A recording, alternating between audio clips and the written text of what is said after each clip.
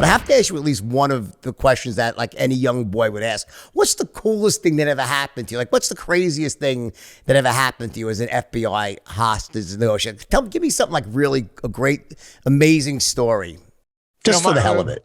Just one. All right. So, we set up outside of an apartment where some fugitives in a 27th floor of a high rise in Harlem, back when Harlem was a tough place, not all gentrified like it is now. And we took the circus, and we took SWAT, we took everybody. And we were sure that these guys were not there. Now they were. They had been involved in a shootout with automatic weapons just a couple of days before. We figured the sounds of the circus coming up the stairs, they're going to be long gone. We spoke to that apartment. They didn't say a word for 6 straight hours. One-way dialogue. At one point in time, before we knew they were inside, one of the SWAT guys said to me, like, if I was inside, I'd have come out. You're doing a great job. And about 6 hours in, one of the snipers on a nearby building said, we just saw a curtain move. And we were sure it was empty. Now we know these guys are inside. Bottom line, we talked all 3 of them out. They never said a word. They come out in utter silence. We talked all of them out. 6 hours of non-responsive one-way dialogue. They all surrendered. That was a great feeling. How did you? Was that a strategy that you ran, or is it just sort of finding your way, hit or miss? Now, you got a basic offense, a basic game plan. One of them is repetition. The other is the hostage negotiator's voice, which is a late night FM DJ voice. By the way, I was going to say, if you don't do this, you could definitely have gone and be like Carol. What was her name? Carol King at 95.5 WPLJ. And you got that great DJ's voice for sure. I get the DJ's voice. It's a soothing voice. But then basically, to use sales terms, we talked to them about what the close would look like for 6 hours, which I said, when you come on, you kind of come out with your hands first. Going to make sure that we can see you so that nothing bad happens to you. You're going to move out slowly. Nobody's going to hurt you.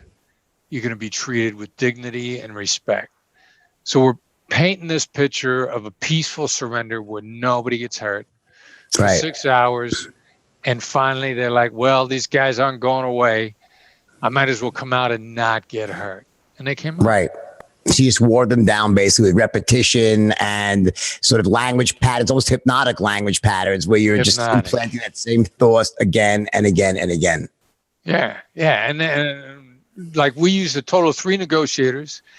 And every time, because we switched out, I talked for about an hour and I'd hand it off to somebody else. And I'd say, Emilio's getting ready to come on now. He's going to talk to you. And we're not going away. And then when I came back an hour later, I said, all right, it's Chris again. It's like I said, we're not leaving. We're not going away till you come out. And we're just not going to go away. And ultimately, when it came out, it was kind of funny. I said to him, you didn't speak for the whole time. Why didn't you talk? Why didn't you say something? And they said, well, we wanted to get away. And I said, well, then why did you come out? And they said, well, you kept saying you weren't going away. So we finally believed you and decided to come out. Is there a particular Hollywood movie that you would say best captures what it is an FBI hostage negotiator really does? Well, let's say negotiators overall. I mean, the negotiator was Samuel Jackson and Kevin Spacey. That was the closest. Now, yeah, there's a few fundamental flaws there. But we used to actually occasionally use clips from that movie as teaching points. So it was as close as anything I've seen Hollywood do. Got it. And what's the worst, what's the worst characterization? Die Hard? No. I saw, unfortunately, I saw. Guys? Yeah. Oh, yeah. We need 2 more FBI guys, right? Yeah. Bruce Willis, who I think is a wonderful actor. He was in some negotiators movie that I couldn't. The first 3 minutes of it, I couldn't watch anymore. Like, which one was that? He can't. It was so horrible. I mean, God bless him. He's out there. He's a phenomenal actor and all sorts Great of actor. Yeah, great actor. great Yeah, roles. yeah. He's only reading He can make his fault. a bad movie. He didn't write the script, so it's not his fault. No, he was getting paid. Exactly. That one was better. What Eddie Murphy in Metro, I think, where he runs inside right away, to talk to the bad guys. That's a good way to get people killed. You want to stay away from that idea. I think I saw another movie like that recently. The FBI just goes, he's like he just walks right in. That's his methodology. That's going to get people killed, right? And unfortunately, it has. I mean, every couple years, some sheriff someplace or some chief of police, because they saw it on TV, they say, I'm gonna go here and talk to him myself, and they go in, they get shot, and then the guy's family says, well, he saw it on TV. Like, yeah, well, it got him killed, didn't it?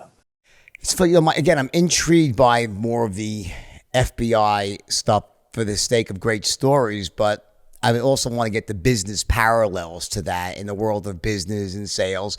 But I mean, just like in terms of let's just starting with FBI or like that hostage negotiations. What are the first rules of thumb? Step 1, step 2, step 3, step 4, step 5.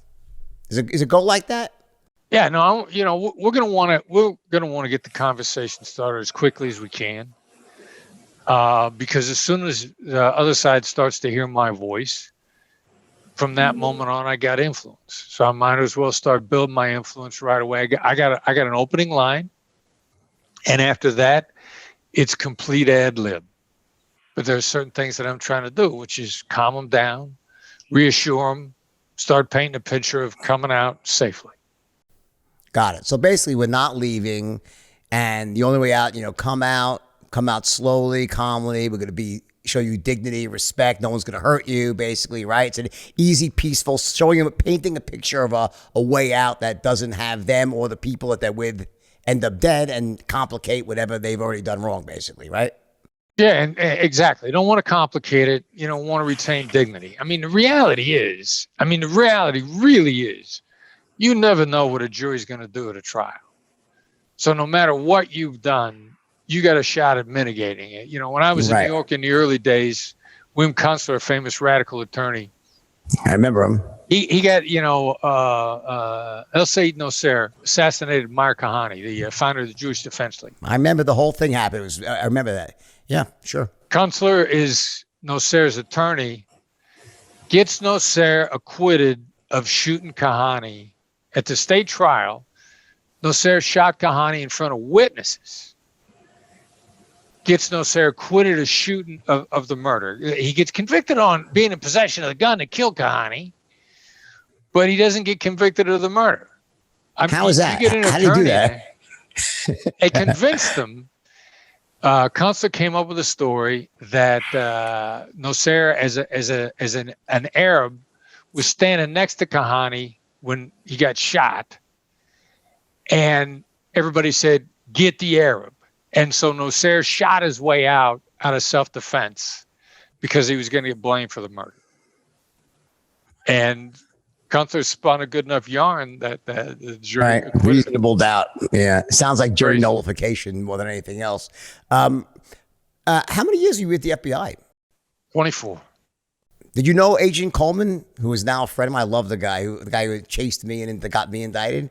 Did you ever meet him? As white, that was the white collar days, man. That white collar investigations, that's too complicated for me. You need somebody way smarter than me to catch somebody like you.